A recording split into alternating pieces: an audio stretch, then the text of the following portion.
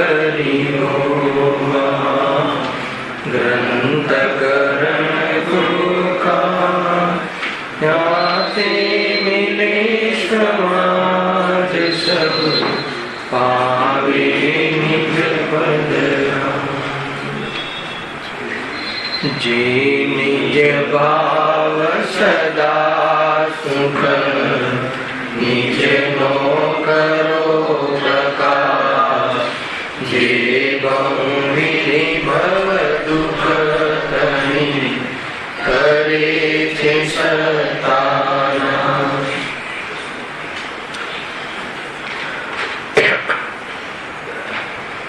शास्त्री मोक्ष मार्ग प्रकाशक ग्रंथ है। त्रीजा अधिकार पर આપણે સ્વાધ્યાય ચાલી રહ્યો છે। એમાં ટોપિક પેજ નંબર 49 જે દુઃખને દૂર કરવાના ઉપાયો કરે છે એ તમામ જૂઠા ઉપાયો છે। આ જીવ સુખી થવાના ઉપાયો તો કરે છે, અર્થાત તો દુઃખ દૂર કરવાના ઉપાયો તો કરે છે, પણ એ સર્વ ઉપાયો જૂઠા છે।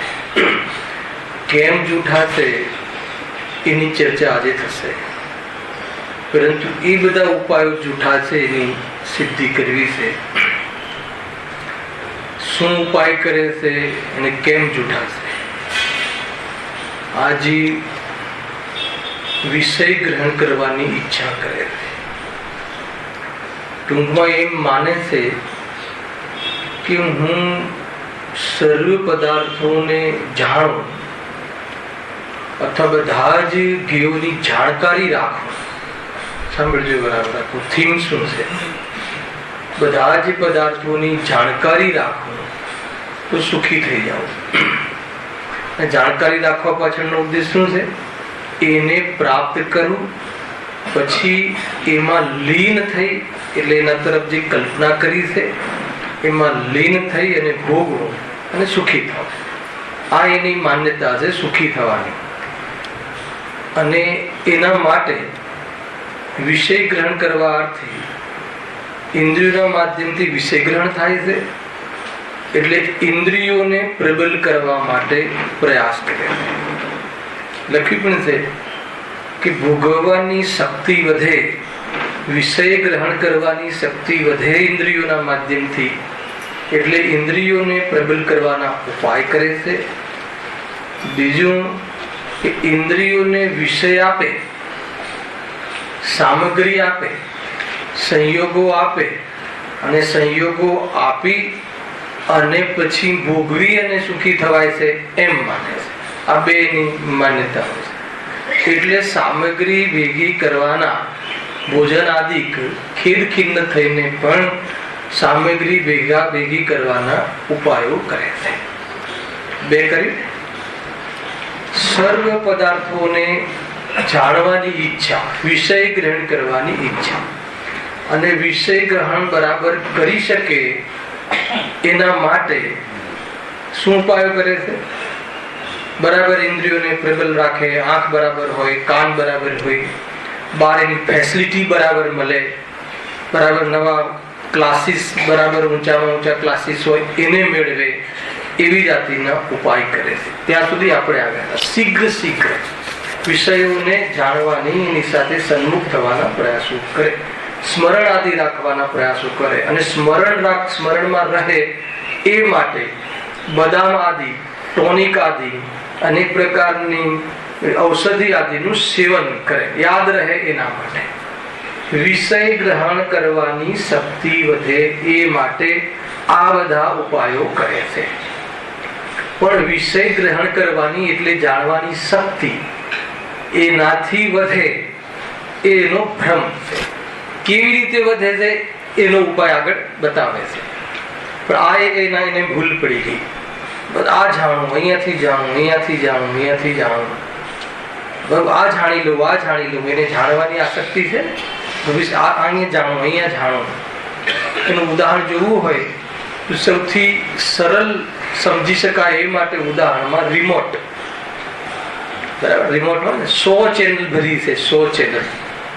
આખું ગ્રુપ સાથે જોતા હોઈએ અને ખેંચાખેંચી થાય વિષય જાણવા માટે ચેનલોની, એ વાત તો સમજમાં આવે છે. પણ એકલો બેઠો હોય તો પણ ચેનલો ફેરવ્યા કરે, અહીંયાથી જાણી લો, અહીંયાથી જાણી લો, અહીંયાથી જાણી લો, કરે છે કે નહીં? આ જાણવાની જે એની પ્રવૃત્તિ છે અને એ જાણકારી મેળવવાની જે આસક્તિ છે, તો કે એનાથી વારંવાર આ ચેનલ ફેરવે, એડવર્ટાઇઝ આવે તો બીજી ચેનલ પર લઈ જાય, કરે છે કે નહીં? તો એ જાણવા માટેની આ રીતે અનેક પ્રકારે અહીંયા લખ્યું છે. એક શબ્દ લખ્યું છે, જો ક્યાં ગયું, કેટલે આવ્યા હતા, પેજ નંબર, હા, છેલ્લી લીટી છે ને 49. એ પ્રમાણે વિષયને અર્થે વલખા મારે છે અને પોતાને જે ભાષે તેવા ઉપાય કરે છે. અહીંયા સુધી આવે એ રીતે વલખા મારે, અહીંયાથી સાંભળી લઉં, અહીંયાથી જાણી લઉં, અહીંયાથી જાણી લઉં, ફેરવ્યા કરે ચેનલનો. તે બધા ઉપાયો શાના માટે કરે છે? દુઃખ દૂર કરવા માટે. દુઃખ શું લાગ્યું છે એને? કે મારી પાસે ઓછી જાણકારી છે, ઇન્ફોર્મેશન ઓછી હોય તો જીવ બહુ દુઃખી થાય. હું બહુ જાણું છું એમ માનીને એમ સમજે છે કે હું સુખી થઉં. આત્માને જાણીને સુખી થવાય એ વાત તો સત્ય છે, પણ હું ઘણા જ્ઞેયોને જાણીને સુખી થાવ એ વાતમાં ભ્રમ છે. ખ્યાલ આવે? જીવ શું માને? રાજેશભાઈ ખ્યાલ આવે છે? જાણીને સુખ થવાય, પણ જાણવાના સ્વભાવને જાણીને સુખ થવાય. જાણવાનો મારો સ્વભાવ છે એને વેદીને સુખી થવાય. એનો સ્વાદ લઈ અને ઘણું જાણવાની આસક્તિ અને જ્ઞેયોનો પ્રેમ છૂટી જાય તો જીવ સુખી થઈ જાય. જ્ઞેયોનો પ્રેમ એટલે શું? જ્ઞેયો તરફની કલ્પના, જ્ઞેય એટલે પરપરા. જાણવાના સ્વભાવથી સુખી થવાય એ વાત તો પાકી સાચી છે. કેટલી, મતલબ કે થોડીક દોરી આમ જતી રહે તો 4 ગતિ ઉભી થઈ જાય છે, અને થોડીક દોરી બરાબર માર્ગમાં આવી જાય તો પંચમ ગતિને પામે છે.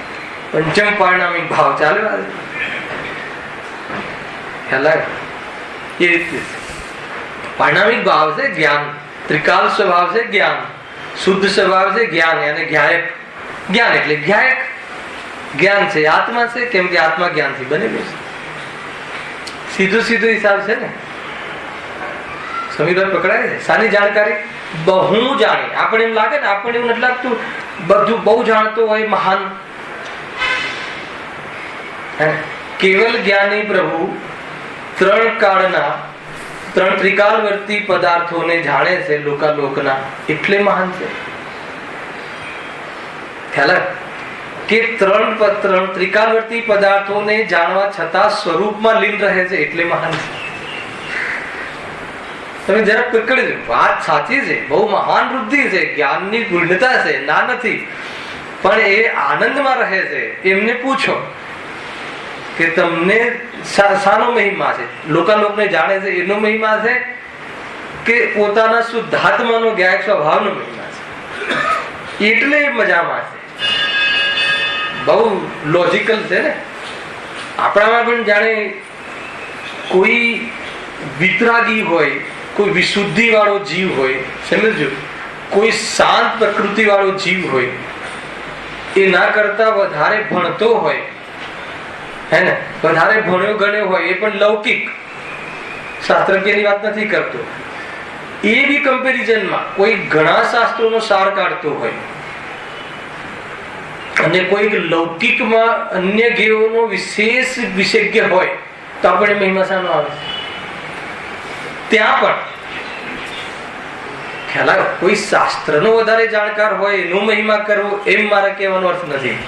પણ ત્યાં પણ જે ઇન્દ્રિયના ભોગની સામગ્રીની વિશેષ જાણકારી રાખતો હોય એનો મહિમા આવે છે. અને આત્મકલ્યાણ યોગની જાણકારી વાળા શુદ્ધાત્માની જાણકારી રાખતો હોય ત્યાં એનો મહિમા નથી આવતો. એ તો પંડિતજી છે, ઠીક છે, ડોક્ટર છે, વકીલ છે, કેમ કે એની જરૂર પડવાની છે, કામો એવા કરે છે. અભગ સાધી ખાય ડોક્ટર પાસે જવાનું. એ દુઃખ મટાડવા માટે પણ ખ્યાલ આવે કે નહીં, આ ડોક્ટર પાસે આવવું જરૂરી છે, હરિહંત પરમાત્મા પાસે. એ દુઃખો, કેમ કે દુઃખ એમાં છે ને, ભ્રમ મટાડવાની વાત. આખો થીમ ખ્યાલમાં આવે છે. વાત ક્યાંથી ચાલી? દુઃખ દૂર કરવાના ઉપાયો, સુખી થવાના જે ખોટા ઉપાયો કરે છે, દુઃખ દૂર કરવાના ખોટા ઉપાયો કરે છે, જે ઉપાયો કરે છે બધા જૂઠા છે. ઉપાયો શું કરે છે એની ચર્ચા કાલે વિસ્તારથી ચાલે. આ ઉપાયો કરે છે ને બધું જાણવાની, બધું જાણી લઉં એવી જાતિને, આને શીઘ્ર જાણી લઉં, બધું યાદ રહી જાય એના માટે. કેમ કે બહુ જાણી લઉં તો હું મોટો, તો હું મતલબ કે કઈક જુદો, તો હું સુખી થઈ જાઉં. તો એ અંદરમાં સુખાનુભૂતિ અનુભવ કરે છે, સુખાભાસનું. તો અહીંયા જાણવાનો શબ્દ નાખીએ છે ને તો જીવને ભ્રમ થાય કે જાણવામાં તો સુખ કહ્યું છે. તો શું જાણવામાં? જાણવાના સ્વભાવને જાણવામાં. સાંભળજો આખી લિંક. હવે જાણવાના સ્વભાવને જાણવું એટલે શું? ચિન્નુભાઈ કાલ લીધું હતું કદાચ રાત્રે, હે ને? જાણવાના સ્વભાવને જાણવું એટલે આત્માને જાણવું. છતાં એનું વિશ્લેષણ જાણવાના સ્વભાવને જાણ્યું ત્યારે કહેવાય કે કોઈ બી પદાર્થ ઝલકે ત્યારે જાણવાનો મારો સ્વભાવ છે એમ જાણ્યું ત્યારે કહેવાય કે એ પદાર્થમાં કોઈ પણ પ્રયોજન ભાષિત ન થાય. ખ્યાલ? એ ગેનો એ રીતે પોતાને કરી લેવા રૂપ મોહ ન રહે. ખ્યાલ? તો એ જ્ઞાનમાં સ્થિત થતું નિરાકુલતા જ્ઞાન આનંદને સાથે લાવે. એ જ્ઞાનને અમે અહીંયા આત્માનું જ્ઞાન કહીએ છીએ. હા, પકડવા જેવું છે ભાઈ. વાત ક્યાંથી ચાલુ થઈ કે નહીં બહુ જાણીએ તો જાણવામાં બદલે આટલા શાસ્ત્રો જાણીએ એમ કહ્યું ગુરુદેવે. શાસ્ત્રો જાણીએ તો આત્મકલ્યાણ થાય, કે આત્માને જાણીએ તો આત્મકલ્યાણ થાય. શાસ્ત્ર તો માધ્યમ હતું. વાત એટલી હતી તો કે બહુ જાણવાનું નામ વાસ્તવમાં એ તો બહુ જાણવામાં તો જ્ઞેયની પ્રધાનતા. તો જાણવાના સ્વભાવને જાણે આ મૂળ છે. જો ત્યાં ને ત્યાં જ છે, થોડુંક એને ઉપયોગ ભેદ વિજ્ઞાન કરીને ઉપયોગ પલટવાનો. આજે અમારો ઉપયોગ પલટ્યો કહે છે ને, તો શું ઉપયોગ પલટાવાનો છે? ઉપયોગ એટલે દ્રષ્ટિની પ્રધાનતા. જ્ઞાન જે છે જ્ઞાન સ્વભાવને જાણે. જ્ઞાન સ્વભાવને જાણ્યો, જ્ઞાન સ્વભાવને જાણ્યો ક્યારે કહેવાય? આપણો પ્રશ્ન. જ્ઞાન સ્વભાવમાં જ્ઞાનને જાણ્યું ક્યારે કહેવાય? કે એ જ્ઞેયને જાણવાના કાલમાં એ જ્ઞેય પ્રત્યે આનાથી મને લાભ થાય છે એમ જાતિનો મોહ નીકળી જાય તો એ જ્ઞાનમાં જ્ઞાન સ્થિત થયું કહેવાય. તો જ એ જ્ઞાનમાં નિરાકુલતા સાથે લાવી કહેવાય. તો જ એને જ્ઞાનાનંદ સ્વભાવી જ્ઞાયકને અનુભવ્યો કહેવાય. એ તો ન કહેવાય. જ્ઞેયને ન જાણી અને આનંદ લેવાની વાત નથી. જ્ઞેયને જાણવામાં જ્ઞાન જણાયું. અને આપણે સિદ્ધાંતો બોલીએ છીએ પણ એનું વિશ્લેષણ મહેન્દ્રભાઈ, જ્ઞેયના જણાવવામાં જ્ઞાન જણાયું, જ્ઞેયાકારમાં જ્ઞાન જણાયું. વાત સાચી છે, પણ જ્ઞેયાકારમાં જ્ઞાન જણાયું એટલે શું? જ્ઞેયાકારમાં જ્ઞાન જણાયું એટલે જ્ઞેય ન જણાવ્યું એમ નહીં. જ્ઞેયાકારમાં જ્ઞાન જણાવ્યું એટલે જ્ઞેય જ્ઞાનમાં ઘૂસ્યું નહીં, જ્ઞેય જ્ઞાનનો થયો નહીં. જ્ઞેય જ્ઞાનનો થયો નહીં એટલે શું? જ્ઞેય જ્ઞાનનો થયો નહીં એટલે શું? કે એમ માન્યું કે આ જ્ઞેય જાણવામાં આવ્યું તો આ જ્ઞેયથી મને લાભ થાય, આ જ્ઞેયથી હું ટકું. તો કહે છે કે એ જ્ઞેયથી એ નથી ટક્યો, એ જ્ઞેયથી લાભ નથી થતો. એમ જ્યારે અનુભવ કરે, અજ્ઞાની પણ જ્ઞેયથી નથી ટકતો, અજ્ઞાનીને પણ જ્ઞેયથી લાભ નથી થતો. એટલે અજ્ઞાનીને પણ પરિણમન તો જ્ઞાનનું જ થાય છે, પરંતુ એમ અનુભવતો નથી. શું અનુભવતો નથી? કે જ્ઞેયથી મને લાભ થાય, લાભ થતો નથી એમ અનુભવતો નથી. એ તો એમ અનુભવે છે કે આનાથી લાભ થાય. જ્ઞાનમાં જણાવવા લાયક જ્ઞેય, રાગાદી બધું એનાથી મને લાભ થાય છે એમ માને તો જ્ઞાનને ભૂલી ગયું. જ્ઞાન પોતાના સ્વભાવમાં સ્થિત ન રહ્યું, અથવા જ્ઞાને પોતાના જ્ઞાન સ્વભાવને અનુભવ્યું નહીં એમ. અને જો એને એ વખતે ભેદ વિજ્ઞાનના બલથી, સાચી સદબુદ્ધિથી, વિશેષ યુક્તિ દ્વારા અગર જો જ્ઞાનમાં જે જ્ઞેય ઝલકે છે એમાં જ્ઞેયમાં કોઈ પણ પ્રયોજન ભાષિત ન થાય તો એની અપેક્ષા ન રહે, તો એની દૃષ્ટિમાં એ પદાર્થો પ્રતિ આગ્રહ અને એને મેળવવાની આકુળતા ન થાય. તો એને અમે જ્ઞાન કહીએ છીએ, એમ આચાર્ય કહે. ખ્યાલ આવે? પરંતુ અહીંયા જે ટોપિક ચાલે છે, ટોપિકમાં શું છે પ્રફુલભાઈ, કે અહીંયા કે ભાઈ અમે તો એ શું ઉપાય કરે છે, ઘણું જાણવાના, ઘણું આ ચેનલ થી જાણો, આ ચેનલ થી જાણો, આ ચેનલ થી જાણો, ફટાફટ શીઘ્ર આને યાદ રાખો, આને યાદ રાખ, પછી પાછું ઓર નીચે ઉતરે, નીચે પાયરી પર, નીચે એટલે એને યાદ શક્તિ વધે એટલે શું કરે, પછી ટોનિક લે, ગોળીઓ લે, બદામ ખાય, પછી શું કરે, ઓર નિમિત્તોને મેળવે. કયા નિમિત્તોને મેળવે?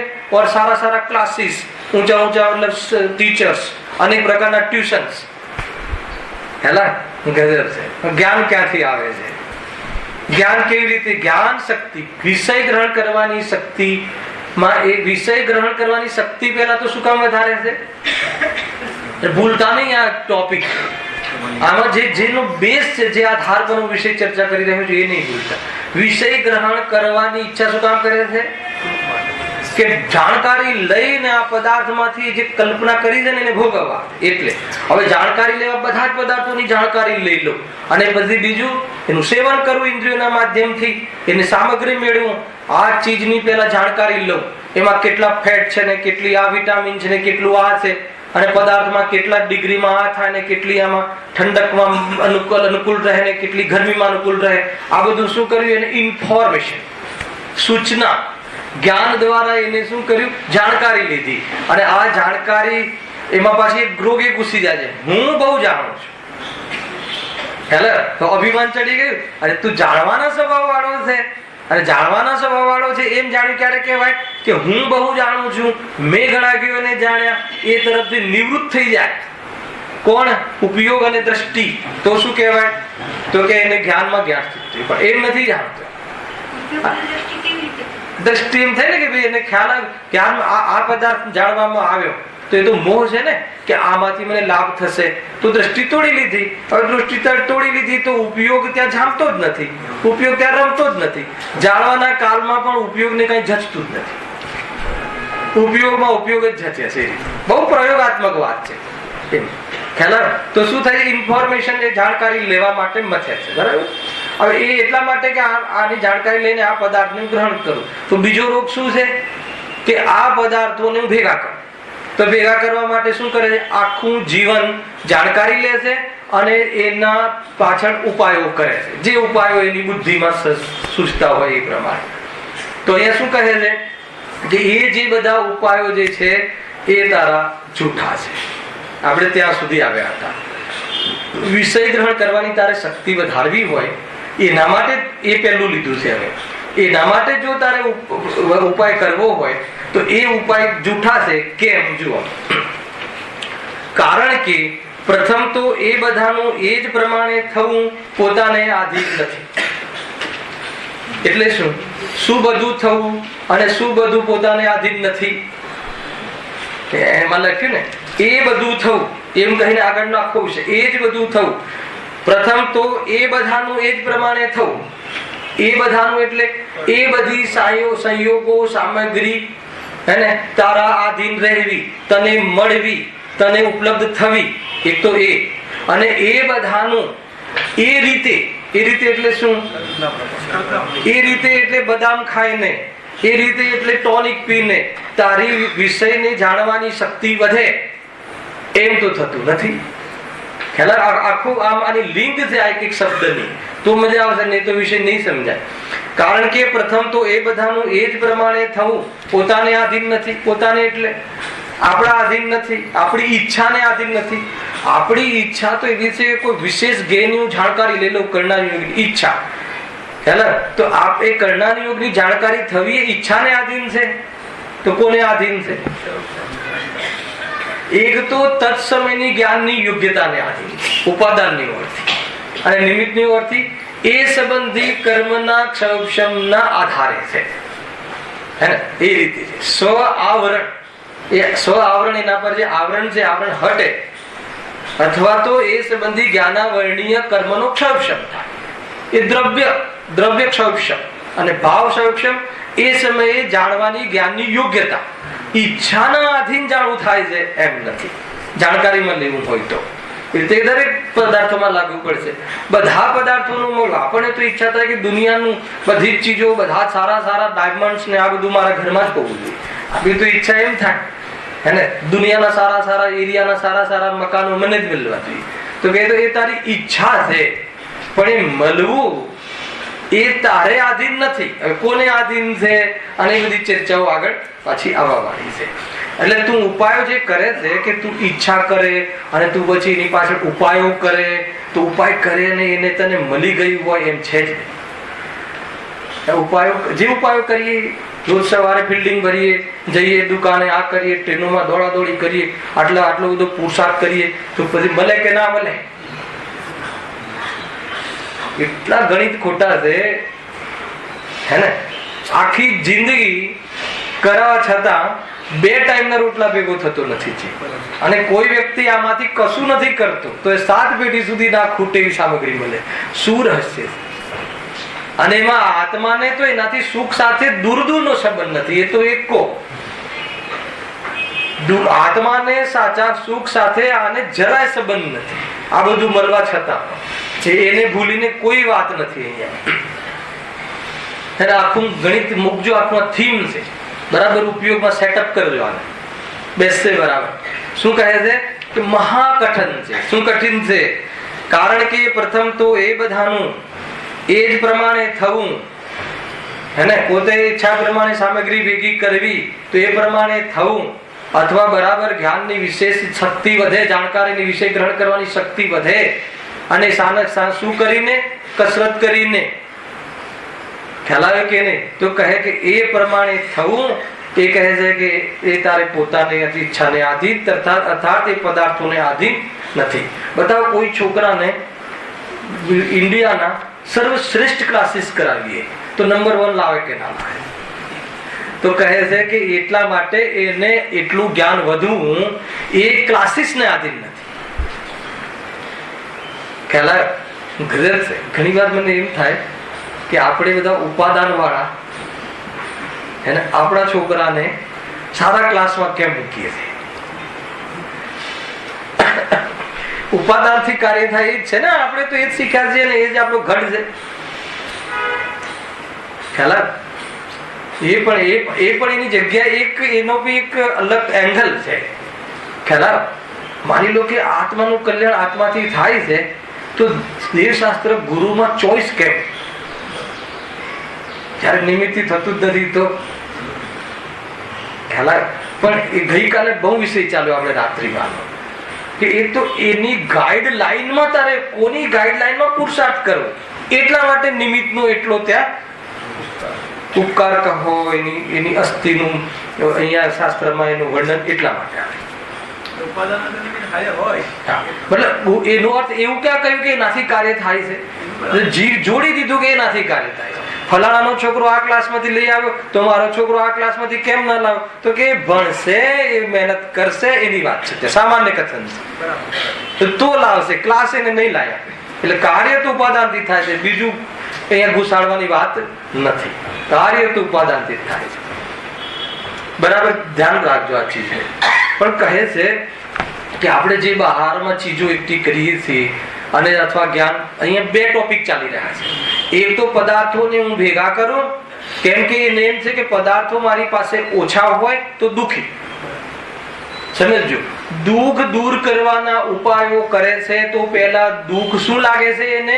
કે મારી પાસે ઓછા જ્ઞેય હોય તો હું દુઃખી, અને મારી પાસે ઓછી જાણકારી હોય તો હું દુઃખી. ખ્યાલ આવ્યો? કેમ એમ? વધારે જાણકારી હોય તો એક તો મહાનતા ભાસે છે એને, અને વધારે જાણકારી હોય તો પદાર્થોને પ્રાપ્ત કરવામાં ઈઝી રહે. એટલા માટે વધારે જાણકારી વાળું બહુ જ જ્ઞેયોને જાણું તો સુખી થવાય એમ માનીને ઘણું જાણવાની શક્તિ ઘણી વધે એવી જાતિના ઉપાયોમાં શું ઉપાય કરે છે? ઠીક રાખે છે, ઇન્દ્રિયોને ઠીક રાખે છે, આંખને મતલબ કે બરાબર રહે, કાન બરાબર રહે, એના દ્વારા બરાબર સંભળાય, સૂક્ષ્મ સંભળાય, અને બરાબર સાસુ આપણા માટે શું વાતો કરે છે, ઘૂસપૂસ બી સંભળાય, એટલે બધું જ. એટલા માટે પ્રયાસો એના માટે બરાબર રાખવા પ્રયત્ન કરે છે. બીજો શું લીધો? બીજું એ શાનાથી સુખી માને છે? અથવા દુઃખી કઈ રીતે માને છે? મારી પાસે ઓછા સંયોગો હોય. આપણે દુઃખી કોને કહીએ છીએ? સામાન્ય દુઃખી કોને કહીએ? ખાવા રોટલા ના હોય, પહેરવા કપડા ના હોય, દેવા મકાન ના હોય. અને આ ત્રણેય વસ્તુ કોને નથી? બહુ ભારે છે. ખાવા રોટલા ના હોય, પહેરવા કપડા ના હોય, હે ને, અને રહેવા મકાન ના હોય. આ ત્રણે કોને નથી? અને આ ત્રણે કોને છોડી છે? જેટલા સુખી થઈ ગયા એ ત્રણે આ ચીજો છોડી. રોટી, કપડા, મકાન, એનો રાગ છોડ્યો. એટલે આપણું ગણિત ખોટું છે, આપણી સોચ ખોટી છે, સુખી થવાનો ઉપાય ખોટો છે. દુઃખી દુઃખ દૂર કરવા માટે સામગ્રી મેળવવાનો ઉપાય કરે છે ને, તો એ બધા ઉપાય કરે છે. અહીંયા પંડિતજી કહે છે કોઈ વાંધો નહીં, તું જે ઉપાય કરે છે ને એ બી ઉપાય જૂઠા છે. એ સામગ્રી મેળવવાના તારા ઉપાય જૂઠા છે. તું જે રીતે સામગ્રી મેળવવા મથે છે એ રીતે તો સામગ્રી મળતી જ નથી. અહીંયા એ ટોનમાં લીધું, અહીંયા લોજિકલ સિદ્ધ કર્યું છે. કાલે આપણે એને આગમથી સિદ્ધ કર્યું છે. આ ઉપાયો કેમ જૂઠા છે? કેમ કે હજુ સુધી સુખી થયો નહીં, હજુ સુધી રખડે છે, હજુ સુધી ચારે ગતિમાં ફરે છે, હજુ સુધી જન્મ મરણ કરે છે. એટલા માટે એ આ બધા ઉપાયો કર્યા અને જો સુખી થઈ ગયો હોત તો સિદ્ધાલયમાં હોત. એનો અર્થ એ થઈ ગયો કે તે જે ઉપાય કર્યા છે ફળ મળ્યું. અત્યાર સુધી આપણી બધી પ્રયાસો જે બી કર્યા, સામગ્રી લાવ્યા, અહીંયા લાવ્યા, ખેત ખીન થઈને બધું ભેગું કર્યું, બધી જ ઉપાયો કર્યા, જ્ઞાન વધારવા માટે પણ બધું વિષય ગ્રહણ કરવાની, ઇન્દ્રિયોની ભોગ ભોગવી શકાય એ સામર્થ માટે બી બધું જ કર્યું. તો કોઈની 80 વર્ષે કેળ વાંકી ના વળી એવું બને? કે કોઈ એ પર્યાય અમર થઈ ગયો એવું બને? બન્યું મહેન્દ્રભાઈ? કોઈ છે આપણી સામે એવો એક વ્યક્તિ કે નહીં આ બરાબર મેન્ટેન કરતો હતો અને બરાબર દવાઓ લેતો હતો, તો આજે એને 1000 વર્ષનો વ્યક્તિ છે આપણી સામે કોઈ?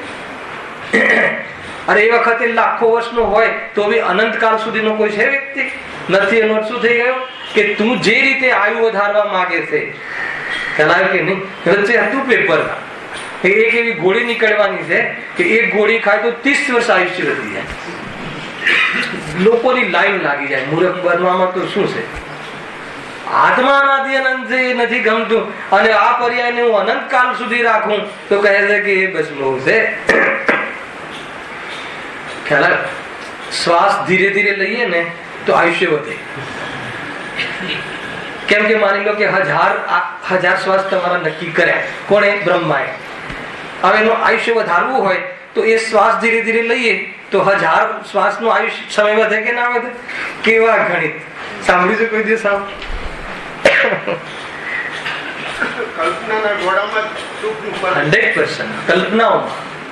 કલ્પનાઓની પુષ્ટિ કરે છે. આજે કાંઈ પણ માને, સીધે સીધો માર્ગ છે, એકદમ સીધે સીધો. જ્ઞાન સવાય તું ભગવાન આત્મા, ચૈતન્ય તારું સ્વરૂપ છે. આજ સુધી તારા જ્ઞાનમાં અગ્નિ જલકી પણ જ્ઞાન ગરમ ન થયું, જ્ઞાનમાં ગંદકી જલકી પણ જ્ઞાન ગંદુ ના થયું. એનો ખબર છે? એનો અર્થ શું?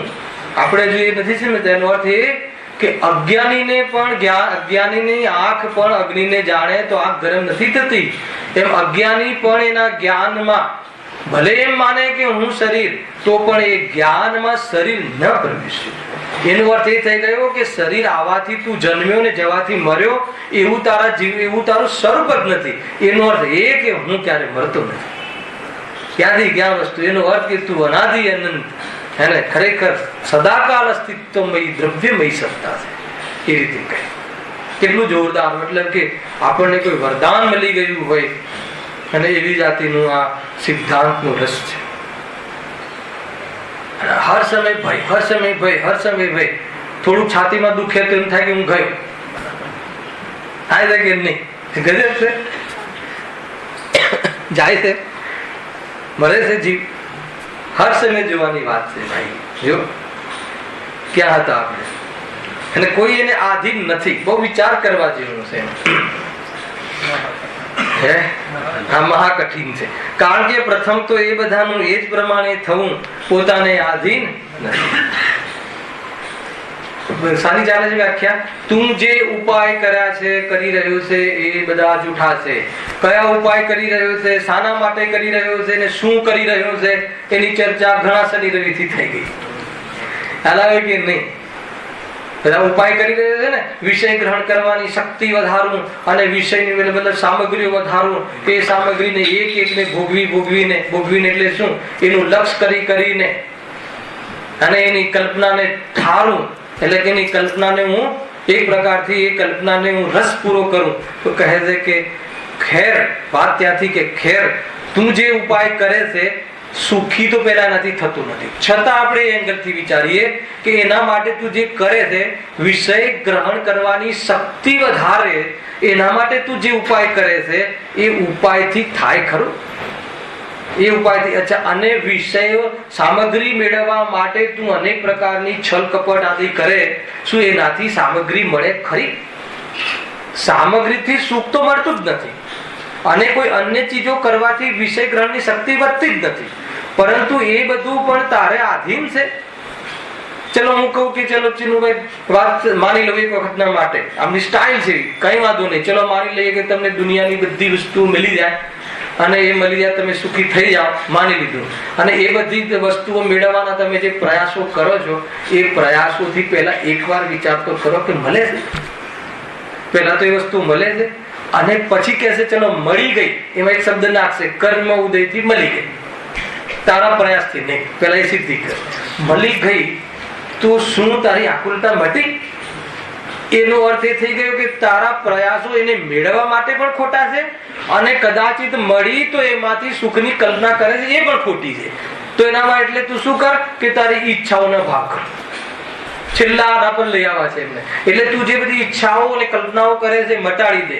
ઈચ્છા કહો, કલ્પના કહો, ઈચ્છાનો અભાવ થાય તો જ તું આનંદને પામે. છેલ્લે એના પર લાવવું તો પછી બતાવો પ્રભુ કે ઈચ્છાનો અભાવ કેવી રીતે થાય? તો કે ઈચ્છાનો અભાવ એ રીતે જ થાય કે જો વસ્તુમાં કોઈ અપૂર્ણતા તું જોવે તો ઈચ્છા ઉભી થાય, અને વસ્તુમાં તું પૂર્ણતા જોવે તો ઈચ્છા ન થાય. તો કે વસ્તુમાં એક પૂર્ણ સ્વભાવ છે દરેક વસ્તુમાં, એની ઓરથી જો તો તને દુનિયામાં કોઈનું હું કંઈક કરું કે મારામાં કોઈના દ્વારા કરું એ વાત ખોટી ઠરે છે. અને પછી શું થશે? પછી એવું નથી લાગતું ચૂંટણી ફ્રી થઈ ગયા? પેલા અમે ફ્રી નથી થવું જયેશભાઈ, એટલે શાનાથી ફ્રી નથી થવું? મજૂરીથી, ગદ્દા મજૂરીથી, એનાથી એને ફ્રી નથી. ગુલામીથી ફ્રી નથી. તો આ ગુલામી નથી લાગતી? બધા રોજ સવારે બેગ લઈને ફટાફટ નીકળી જઈએ અને દીકરાઓના રાગના પોષણ કરવા માટે, તો એ શું ગુલામી, રાગની ગુલામી નથી લાગતી? અને વાત એ છે કે એ રીતે મળી જશે, અને મળી બી જાય તો શું એ રીતે દીકરો ખુશ થઈને એકવાર બી કહેશે થેન્ક્સ, અને કહી બી દેશે તો શું એ સંતુષ્ટિ થઈ જશે? બહુ વિચારવા જેવું છે. જે જગ્યાએ આપણે ઉપયોગ લગાવ્યો છે ને જે જગ્યાએ ઉભા છીએ ને ત્યાંથી અવલોકન કરવા જેવું છે. કાલે મહેન્દ્રભાઈ સાથે વાત થઈ છે, બરાબર મહેન્દ્રભાઈ? અહીંયા અવલોકન કરવા જેવું છે, આપણે ક્યાંથી ઉભા છે, ખરેખર અવલોકન કરવા જેવું છે.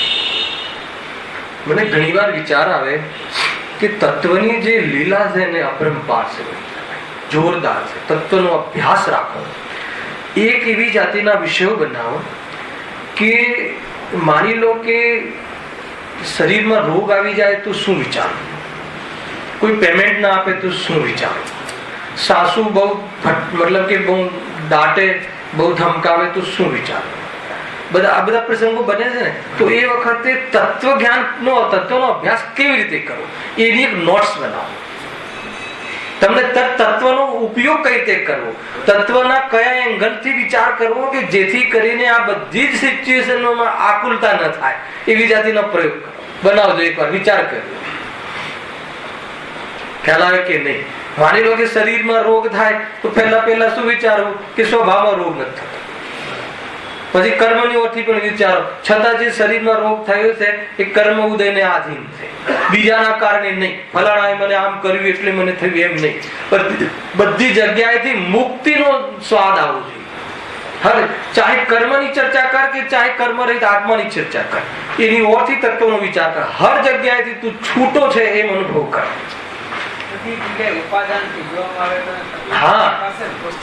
તો જ એને નિમિત્ત નું ધ્યાન કર, ઉપાદાન નું આચરણ કર. એટલી મજા આવશે કે એને કોઈ જગ્યાએ કોઈ વસ્તુ આડે આવે એને અંદરમાં શાંતિ પ્રાપ્ત કરવામાં એમ સ્વરૂપમાં નથી. હા, બે વસ્તુ થઈ ને કે પેલા રોગ થાય, સ્વભાવમાં રોગ નથી થયો, પેલા એ નક્કી કરો તો રોગ કોને થયો છે, હે ને? અચ્છા, અને એ શરીરને રોગ થઈ અને મારા સંયોગમાં આવ્યું છે, એ કર્મની રચના છે, છતાં મારામાં રોગ નથી, એ વસ્તુનું સ્વરૂપ છે. એ રીતે પૂરું આખું હર ચીજમાં આ વાત તમારી સિદ્ધિ થાય, તમારો અભ્યાસમાં રહે તો ખરેખર એક અભેદ એટલે શું કે જે આત્માનું સ્વરૂપ છે, જ્ઞાનાનંદ સ્વરૂપ, એનાથી અભેદ છે, એ અભેદ સ્વરૂપ પ્રગટ થઈ જશે. ખ્યાલ સ્વાદમાં આવશે એટલે સુખાનુભૂતિ થશે.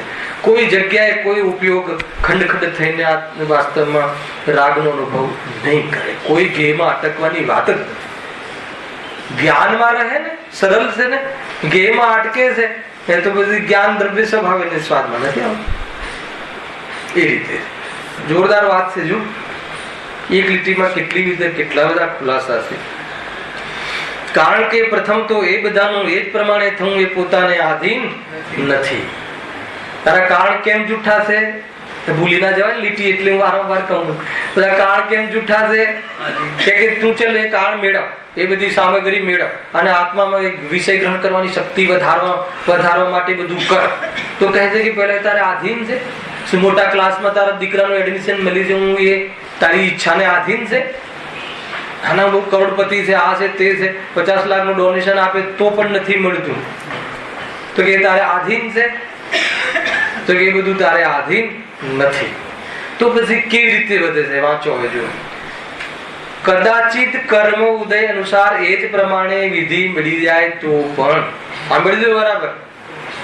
કર્મ ઉદય અનુસાર, તારા પ્રયાસ અનુસાર નહીં, તારી હોશિયારી અનુસાર નહીં, ખ્યાલ? તારી મતલબ કે ચતુરાઈ અનુસાર નહીં, તારા કપટ અનુસાર નહીં, તારા છલ કપટ અનુસાર નહીં. ખ્યાલ આવે છે? એક શબ્દમાં આટલા કર્મ ઉદય અનુસાર સાંભળતા શું આવે કે હું હોશિયારી કરું, હું આને છેતરું, હું થોડું અહીંયાથી અહીંયા છેડા લગાવું, લાગવક કરું. તો કે નહીં, અરે તું જેની લાગવક કરવા માંગે છે ને એને પણ એનું કાર્ય સિદ્ધ થતું, તે તારી એની લાગવકથી તારું કાર્ય સિદ્ધ શું થાય? કે નહીં બને છે એવું? ઘણી વાર એવું બને છે. હવે એક મિત્રના માટે સહાય લેવાનો વિચાર કર્યો, એને કઈક પ્રોબ્લેમ હતો કેસનો, તો એ મિનિસ્ટરનો સહાય લઈએ, આપણો જૈન ભાઈ છે તો કઈ કામ કરે તો બીજા દિવસે પેપરમાં પહેલો જ ફોટો આવ્યો કે ભાઈ નાસ્તો કરે છે. હવે કોનું શરણ લેવું? જેના શરણે જવા જઈએ છે એ જ પોતે બે શરણ છે, મતલબ કે એનું પોતાના કોનું શરણ લેવું? દુનિયાનો ફર્સ્ટ નંબરનો ડોક્ટર છે, હાર્ટનો દુખાવો ઉપડ્યો છે, ચલો ત્યાં જઈને જોયું તો એ જ નથી, એને જ હાર્ટ ફેલ થઈ ગયું. કોનું શરણ લેવું? બને છે નથી બનતું. તો કહે છે કે તારા ઉપાયો જૂઠા છે બહુ એમ. કહે છે કે છતાં ટૂંકમાં તારા પ્રયાસથી નહીં. સૌથી મોટું અભિમાન, અરે એક માની લો કે એક ઘરની દિવાલ સાફ કરે ને તો બી એમ લાગે કે હું ઘર જોરદાર રાખું છું. અરે જીવને મતલબ બહુ ટોપ ઝાડુ મારું છે એમ. જરા આ ભાષામાં કહીએ તો એને સાનું ગૌરવ કરે છે ખબર પડે. બહુ ઘર સ્વચ્છ રાખવું થોડી સારી ભાષા છે કે હું બહુ સરસ ઝાડુ મારું છું. હેલાવે કે નહીં? તો કહે છે કે ઝાડુ મારવાની વાત નહીં કરો, બહુ સરસ નવી ટેકનિક થી નવા બરાબર બધા જીવો ધડાક દઈને અંદર ખેંચી જાય એવા મશીનો છે મારી પાસે. ના સમજમાં આવ્યું? બહુ સરસ રીતો છે એની. ખ્યાલ આવે કે નહીં? ધડાક દઈને એટલી જોરદાર હવાનો ફોર્સ આવે અને ધડાક દઈને બધા આવે છે ને મશીનરી, ભડાક શું કહેવાય?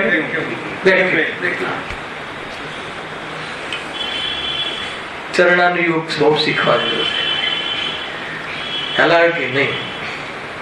આત્મ કલ્યાણ વાળો જીવ મતલબ કે ગજબ છે. અને મોક્ષ માર્ગમાં કરુણા ની કોઈ કિંમત નથી. કરુણા એ અવદૈક ભાવ. ભગવાનને ક્યારેય કરુણા નથી આવતી, એ ભગવાન ના હોય. ગજબ છે. આપણે તો રીત જ ઉલટી છે. કરુણા ના હોય ને ભગવાન, આપણે ભગવાનને કરુણા આવે કે ના આવે બતાવો. કોઈ એક વ્યક્તિ કહી દે કે સર્વજ્ઞ પરમાત્માને કરુણા આવે તો કે તને સર્વજ્ઞના સ્વરૂપની ખબર નથી. ભગવાનને કરુણા ભાવ આવે ન આવે? કારણ કે મોહ રાગ કરુણા તો રાગનો ભેદ છે, ખ્યાલ આવે કે નહીં? તો કરુણા હોય હોવી, સંવેગાદી ભાવ હોવા, અરે એ ભાવ હોય તો એને લઈને કોઈ આત્મકલ્યાણ થતું નથી. એનું તો એટલો રોલ છે કે એવા જીવને વાત ગળે ઉતરી શકે એ પાત્રતા બતાવી છે. કરુણા કરીને તને આત્મકલ્યાણ થશે એવું કોઈ જગ્યાએ નથી બતાવ્યું. પકડજો આ વાતને, બહુ જબરજસ્ત પોઈન્ટ છે, પકડમાં આવે છે.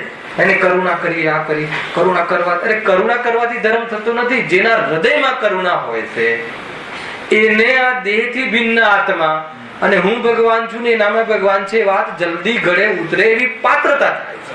બાકી કરુણા કરી કરી અને કોઈ કહે અને પછી તો પછી કરુણા ના હોય શું ખોટું?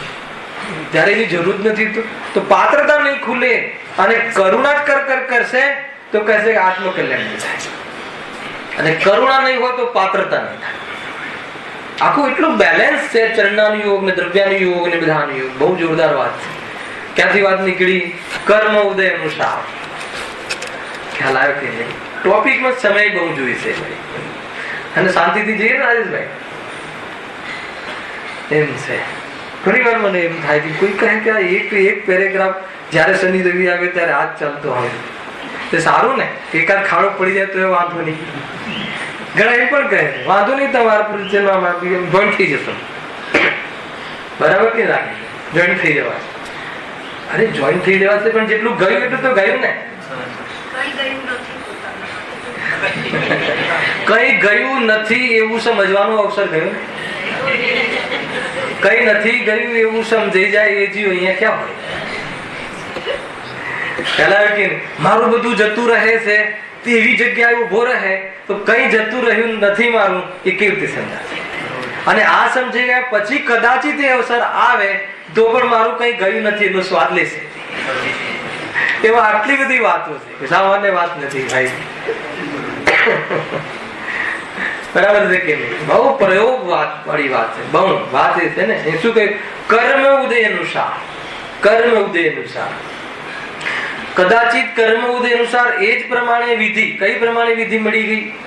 એને યોગ્ય ક્લાસ મળી ગયા, એને યોગ્ય મતલબ જરા બરાબર એને ઠામ ઠીક પ્રબલ ઇન્દ્રિયો બરાબર ન ઘડી, એકદમ બરાબર ઠેકાણે રહી ઇન્દ્રિયો, એમ બરાબર રહી, હુષ્ટ પૃષ્ઠ રહી જેને કહેવાય, યંગ યુવા રહી, એમ બધું થયું બરાબર છે. વિધિ મળી જાય તો પણ એને પ્રબળ કરવાથી કઈ વિષય ગ્રહણની શક્તિ વધતી નથી. બરાબર પ્રબળ રહી ઇન્દ્રિયો, એમ કેવું છે. ઇન્દ્રિયો બરાબર એકદમ શરીર અલમસ્ત તંદુરસ્ત ઇન્દ્રિયો. આંખ મતલબ કે આમ આ બધું લગાવ્યા વગર દેખાય દૂરથી, અને કાન પણ એકદમ મતલબ કે દૂરથી અહીંયા સામાન્ય અવાજ એકદમ બરાબર કરી નાખ્યો તો પણ અહીંયા કહે છે કે પ્રબળ ઇન્દ્રિયો એવી કરી નાખી તો બી વિષય ગ્રહણ કરવાની શક્તિ એના ઇન્દ્રિયોથી નથી વધતી. સાંભળજો, એ ગ્રહણ કરવાનો શું લેવો છે? જાણવાની શક્તિ. તો શાનાથી વધે છે? યાદ શક્તિ શાનાથી વધે છે? જલ્દી કહો. કેમ? બહુ ચાલી જાય હમણાં ચલાવવું હોય તો, હે ને? યાદ શક્તિ વધારવા માટેનો ઉપાય કે દરેકને પ્રોબ્લેમ છે. મારા છોકરાને યાદ નથી, મને યાદ નથી થતું એમ ને. ખ્યાલ આવે?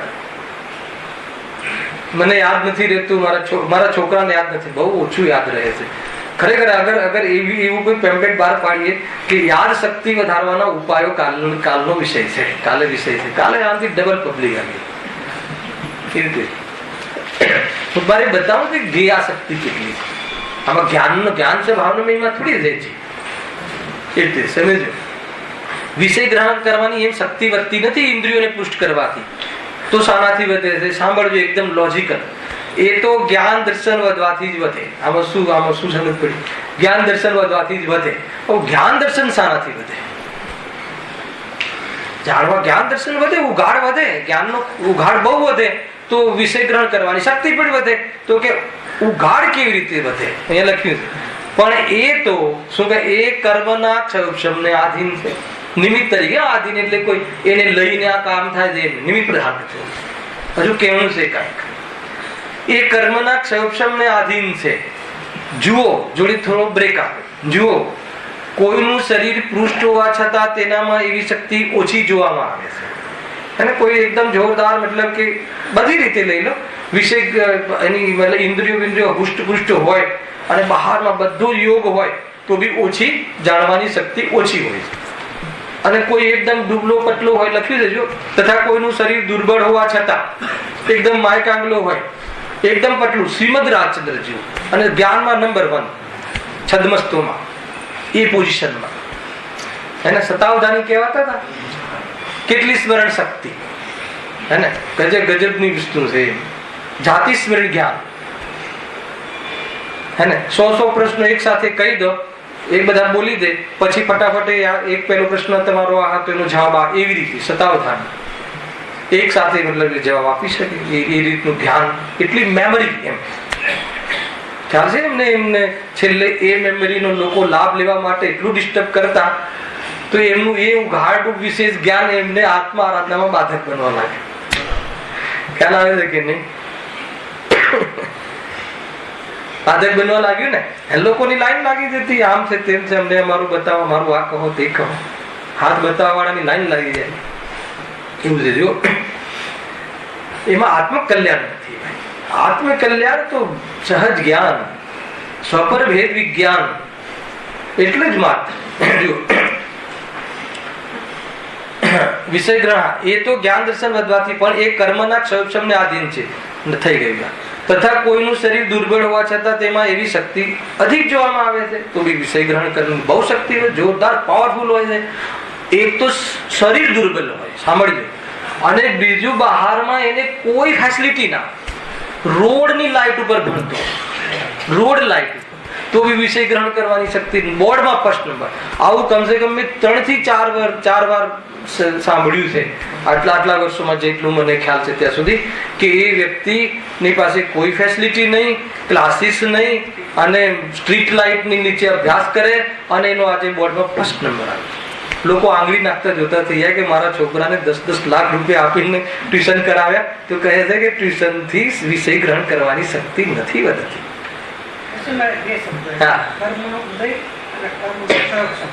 હા, હવે આવે છે ને, હવે એટલી ઉપર મારી કર્મના ઉદય લીધે શાંતિ કહે છે, અને પછી લીધું જ્ઞાન દર્શન એટલે કર્મના ક્ષયક્ષમથી.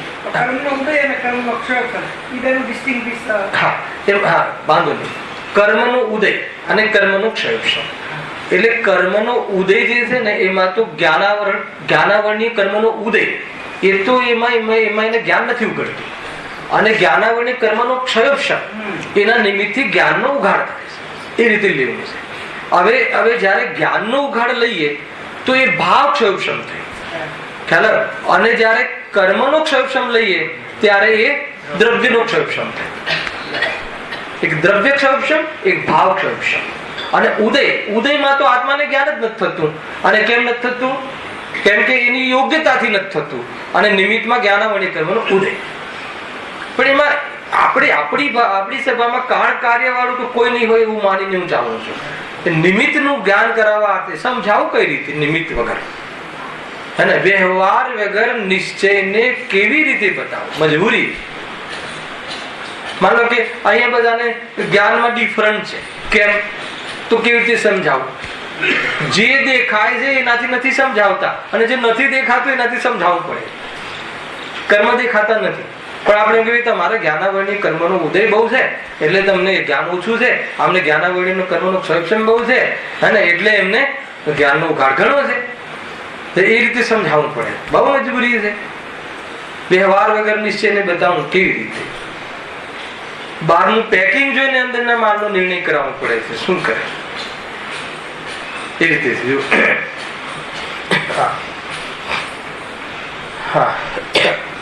અહીંયા એમ કહ્યું કે કોઈનું શરીર દુર્બળ હોવા છતાં તેનામાં એવી શક્તિ અધિક જોવામાં આવે છે. માટે ભોજનાદિક વડે ઇન્દ્રિયોને પુષ્ટ કરવાથી કાંઈ સિદ્ધિ થતી નથી. અહીંયા સુધી કોઈ ખાસ વાત નથી. હવે વાત જોરદાર આવે છે, તમારે સાંભળવી છે. પરંતુ કસાયાદિ ઘટવાથી કર્મનો ક્ષયક્ષમ થતા જ્ઞાન દર્શન વધે છે, અને ત્યારે જ વિષય ગ્રહણની શક્તિ વધે છે. આ લીટીમાં માલ આવી ગયો બધો, એને ખ્યાલ આવ્યો હોય તો ફરીથી બોલું છું. પરંતુ કસાય આદિ ઘટવાથી કર્મનો ક્ષયક્ષમ થતા જ્ઞાન દર્શન વધે છે, અને ત્યારે જ વિષય ગ્રહણની શક્તિ વધે છે. કોઈ એમ કહે કે ભાઈ ચલો કર્મનો ક્ષયક્ષમ થાય ને ત્યારે જ્ઞાન દર્શનની શક્તિ અથવા વિષય ગ્રહણની શક્તિ વધે, તો કોઈ કહે કે કર્મનો ક્ષયોક્ષમ કેવી રીતે થાય એ બતાવો. તો શું જવાબ આપ્યો?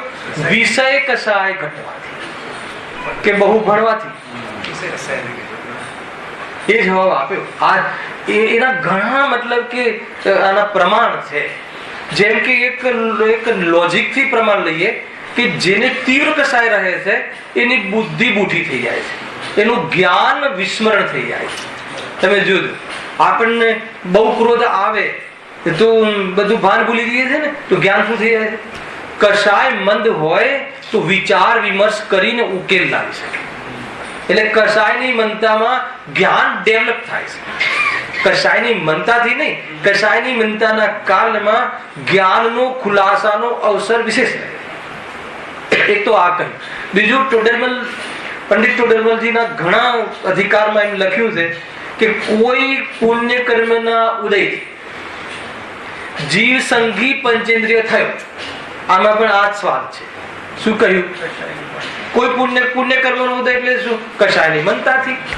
કોઈ કસાયની મંતાનું નિમિત્તપણું પામીને પુણ્ય કર્મના ઉદયથી જીવ સંઘી પંચેન્દ્રિયપણાને પ્રાપ્ત થયો. આનો અર્થ શું? નીતિનભાઈ, આ તમને જ પૂછ્યું હતું એક વાર. પ્રશ્ન બતાવો. જીવ સંઘી પંચેન્દ્રિય થયો એમ કહું તો તમારે શું સમજવાનું? યાદ આવ્યો પ્રશ્ન?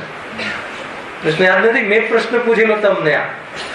જયારે આ અધિકારમાં સંઘી પંચેન્દ્રિયની વાત હોય, મનુષ્ય આદિ થયો, સંઘી પંચેન્દ્રિયમાં શું લીધું હતું કે 5 ઇન્દ્રિય અને મન સંબંધી જ્ઞાનનો વિકાસ થયો.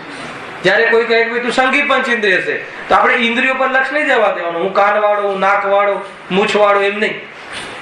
હેલો, 5 ઇન્દ્રિય અને મન વાળો એટલે શું કે મારો જ્ઞાનનો આટલો ઉઘાડ થયો છે. મન સંબંધી ઉઘાડ એટલે હિત અહિતનો વિચાર કરી શકે એટલો ઉઘાડ થયો. યાદ આવ્યું તમને પ્રશ્ન પૂછ્યો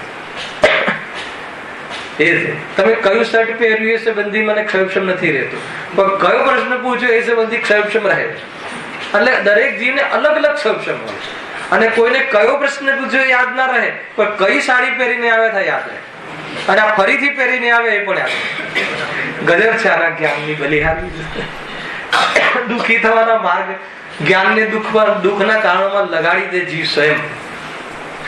જેને ભૂલવું છે એને યાદ રાખે છે, અને જેને યાદ રાખવું છે એને ભૂલે છે.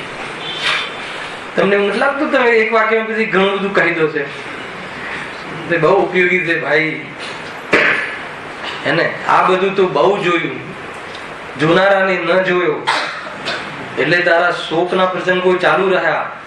સ્મશાને જવું ને માનવ ઉદરમાં જન્મવું ને પાછું સ્મશાને જવું, અરે રે રોવું ને રોવડાવવા એ ધંધા તે અનંત વાર કર્યા. એમ કહે સમજમાં આવે છે કે નહીં? હવે એ ધંધો નથી કરવો, ક્યાંય જવાની જરૂર નથી. જ્ઞાન સ્વભાવમાં બધું જ પડ્યું છે. તારે સુખના તમામ જે અંદરમાં એના કલા કરવાની છે. બસ કલા હોવી જોઈએ. ધ્યાન કલા, વિદ્યાનની કલા એમ છે. જો વિષય કસાય ઘટવાથી સમજમાં આવે છે. હવે કોઈ કહે કે ભાઈ જ્ઞાનાવરણી કરવાનો ક્ષયોક્ષમ કેવી રીતે થાય, તો તમે એ બાજુ દિશામાં વિચારો કે જ્ઞાનાવરણી કરવાનો બંધ કઈ રીતે થયું. ખ્યાલ? જ્ઞાનાવરણી કરવાનો બંધ કઈ રીતે થયો હતો બોલો? 4 ચોપડી ભણેલા જીવ ગુરુદેવ શ્રી ને સૂતનો આટલો ઉઘાડ સમજમાં આવે છે? સૂતના ધણી કહેવાય છે.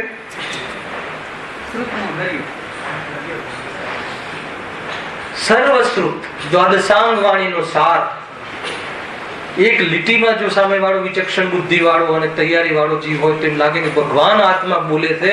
ગુરુદેવ શ્રી એની અંદર 5 પરમાગમનો સાર કરે છે.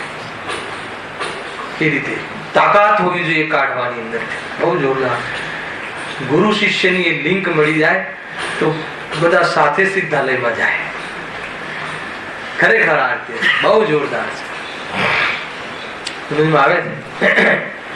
ક્યાં વાત થાય? કસાય ઘટવાથી હે ને. તો એ કસાય ઘટ આપણે એક તો સંગીત પંચેન્દ્રિયનું એક લોજિક આપ્યું, અને કયા કર્મનો બંધ કરીએ કર્યો છે. જ્ઞાનાવરણી કર્મનો બંધ કયા ભાવથી થયો છે બતાવો. જીવને કેમ આટલું મતલબ જ્ઞાન એને ઉઘડતું નથી?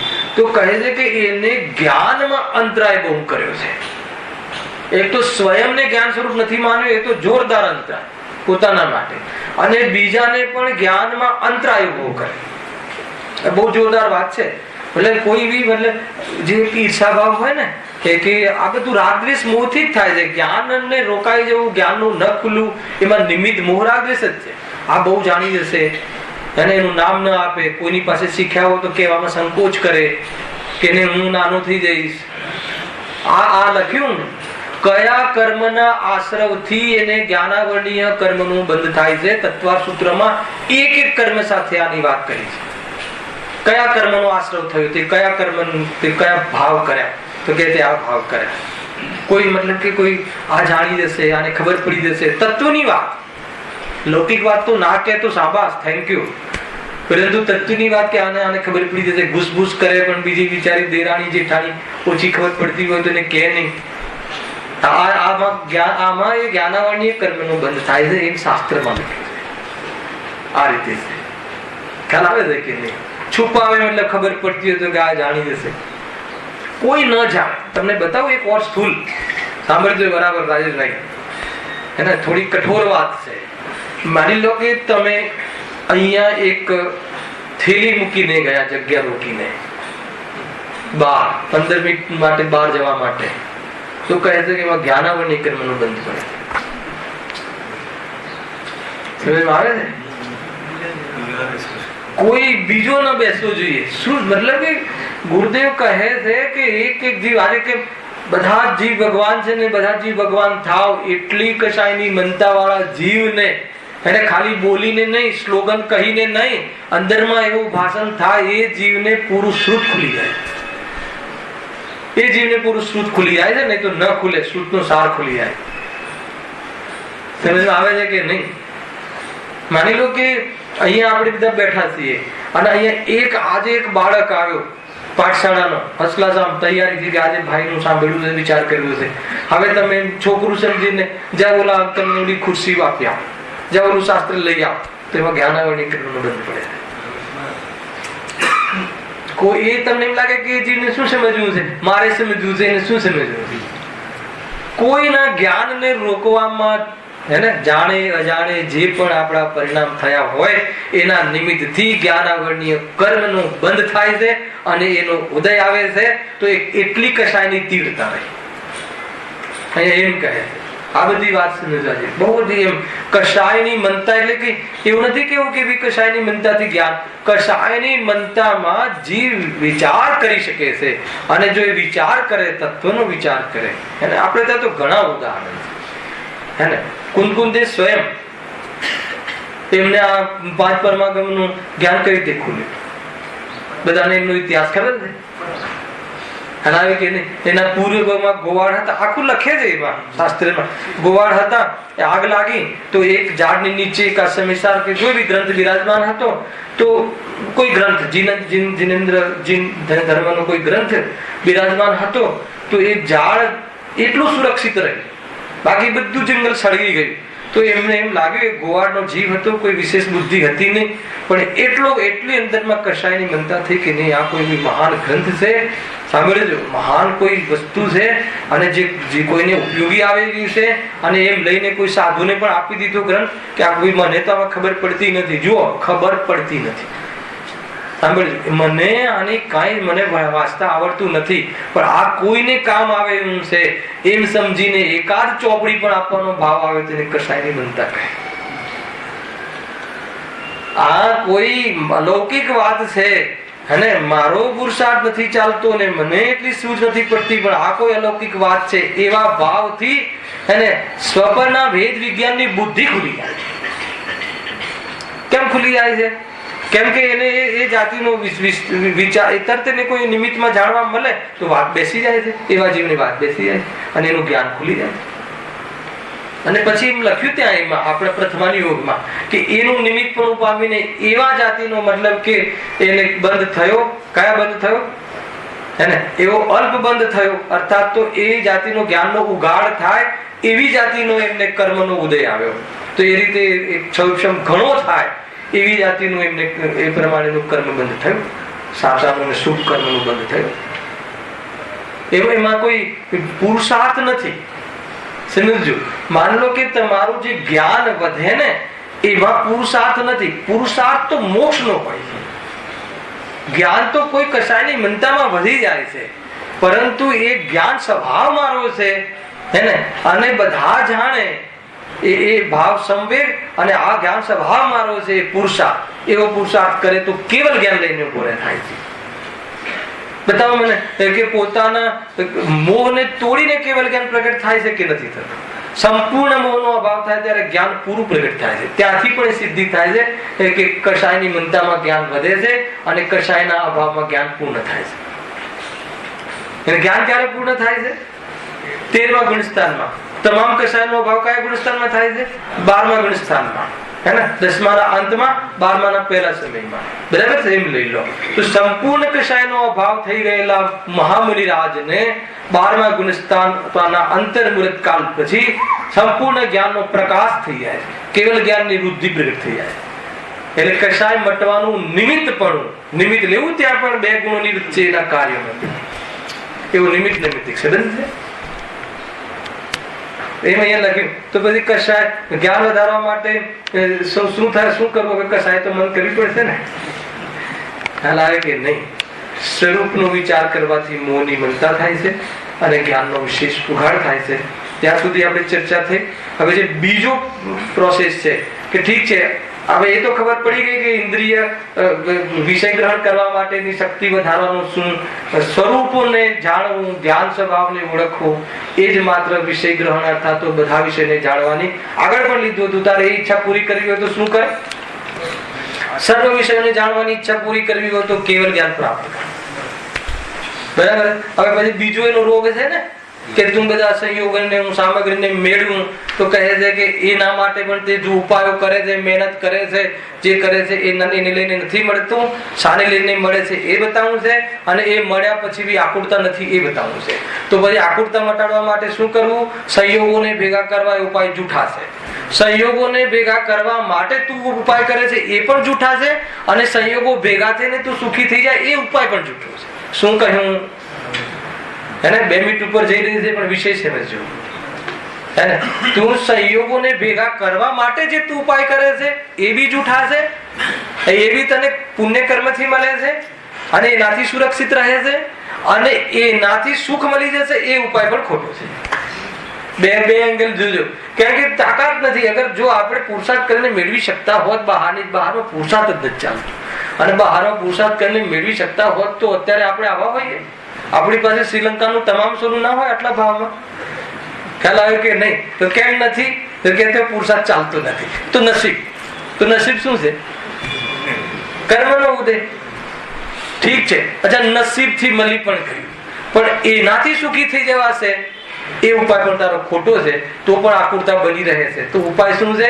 ઈચ્છા મટવાથી. છેલ્લે ત્યાં લાવી દેશે કે ઈચ્છા મટવાથી તું સુખી થઈશ. તો ઈચ્છા મટી શકે છે કે મટી શકે છે? એનો પુરુષાર્થ પણ થઈ શકે છે. એની ચર્ચા નેક્સ્ટ. સહેજાનંદી